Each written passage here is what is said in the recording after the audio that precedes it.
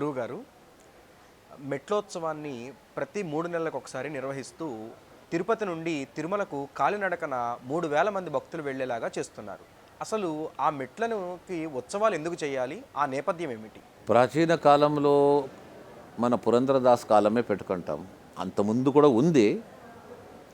మనకు దీనికి రిలేషన్షిప్ ఎట్లా ఉంది అంటే, పురంధరదాసుల వారు తిరుపతికి సంవత్సరంలో 2-3 పర్యాయాలు వచ్చేవారని. అందులో బ్రహ్మోత్సవానికి తప్పనిసరిగా వచ్చేవాడు. పురంధరదాసులు కావచ్చు, విజయదాసులు కావచ్చు, వాళ్ళ జీవన చరిత్రలో చెప్పారు.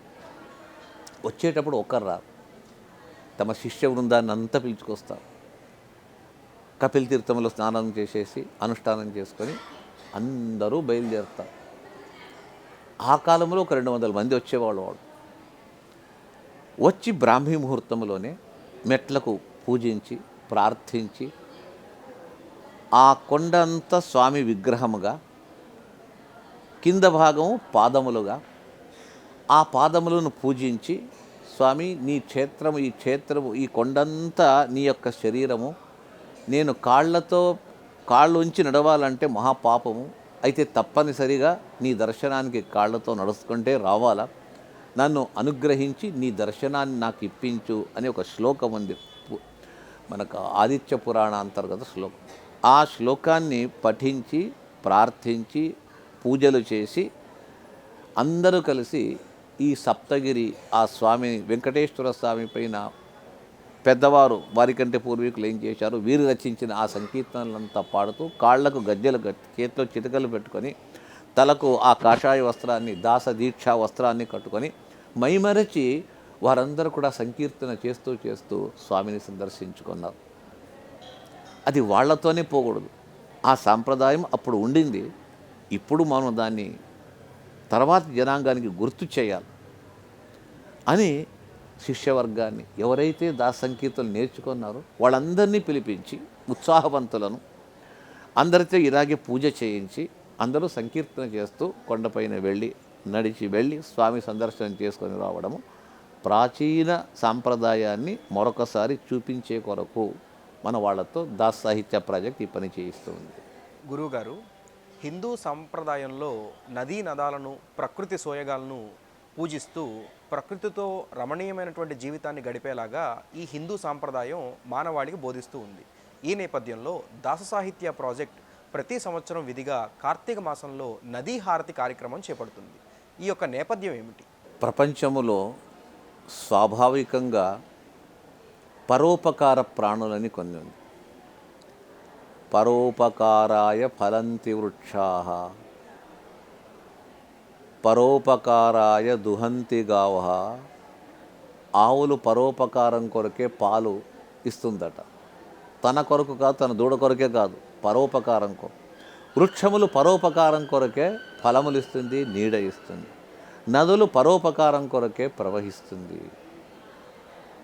అని ఈ విధంగా ఒక సుభాషితకారుడు చెప్తారు. పరోపకారం చేసే నదులు నిజంగా తల్లి కంటే తల్లిని కన్న తల్లి. ఆ నదులు చేసే మహోపకారము ఎవరూ చేయలేరు. అశేష ప్రాణకోటికి ఆహారమునిస్తుంది, నీరిస్తుంది, చక్కటి వృక్షములను పెంచడానికి ఒక శక్తిని ఇస్తుంది. అందులో ఆ నదుల్లో ఒక నది కంటే ఒక నది ఒకటి ఇంకా పెద్ద పెద్ద నదులు. దక్షిణ భారతదేశములోనే, సమగ్ర దక్షిణ భారతదేశంలో అతి బృహదాకారంగా ప్రవహించే అఖండ నది గోదావరి నది. ఆ గోదావరి ప్రాశస్త్యం చాలా ఉంది. గౌతమ మహర్షి అతనికి వచ్చినటువంటి శాపమేమి, గోహత్య చేశాడని. ఆ గోవు ఎక్కడ కింద పడ్డది అనేది మనకు అందరికీ తెలిసింది. కొవ్వూరులో ఆ గోష్పాద క్షేత్రం అని చెప్పి ఆ స్థలాన్నే మేము ఒక స్థలంగా, మంచి పుణ్యస్థలంగా ఎన్నుకొని ఆ గోదావరి ఒడ్డునే కార్తీక మాసంలో ఒక సోమవారం, వీలైనంత మొదటి సోమవారం, ఆ సరౌండింగ్స్లో ఆ చుట్టుపక్కల ఉండే సకల భక్తులను పిలిపించి గోదావరి నదికి విశేషంగా హారతి ఒకటి ఇవ్వాలని. హారతి ఇవ్వడం వల్ల మనం ఆమె చేసినటువంటి మహోపకారానికి రుణము తీర్చుకున్నట్టుగా అని కాదు, ప్రతినిత్యము కూడా గోదావరి హారతి ఇచ్చినా మనము రుణం తీర్చలేము. కాకపోతే ఒక కార్తీక మాసంలో దానికి నది హారతికి సంబంధం ఉంది. కార్తీక మాసములో దీపములు వెలిగించుట, ప్రాతకాలములో స్నానం చేయుట, జపము, తర్పణములు ఇచ్చేది. దాంతోపాటు సంధ్యాకాలములో విశేష దీపారాధన, హారతి ఇచ్చినట్టయితే ఆ కార్తీక మాసానికి అధిపతి కార్తీక దామోదరుడు, శ్రీకృష్ణ పరమాత్ముడు దానికి అధిపతి కాబట్టి చూచి వారందరికీ కూడా పరమానుగ్రహం చేస్తాడు.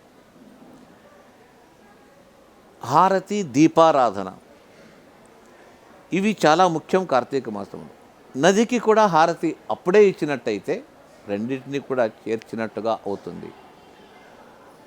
మనం దక్షిణ భారతదేశంలో ఎక్కడ సంకల్పం చెప్పుకున్నా కూడా గోదావరియాహ దక్షిణే తీరే, లేదా అటు రాజమండ్రి దాటి అటుపోయిన వాళ్ళు గోదావరియాహ ఉత్తరే తీరే, మొత్తాన్ని గోదావరిని యార్డ్ స్టిక్గా పెట్టుకొని ఆ గోదావరి నదియే మనకు ప్రధానం. ఇంకొక విషయం ఏమంటే గంగ కంటే ముందు ఉన్నటువంటిది వృద్ధ గంగ అని చెప్పేసి పిలుస్తారు.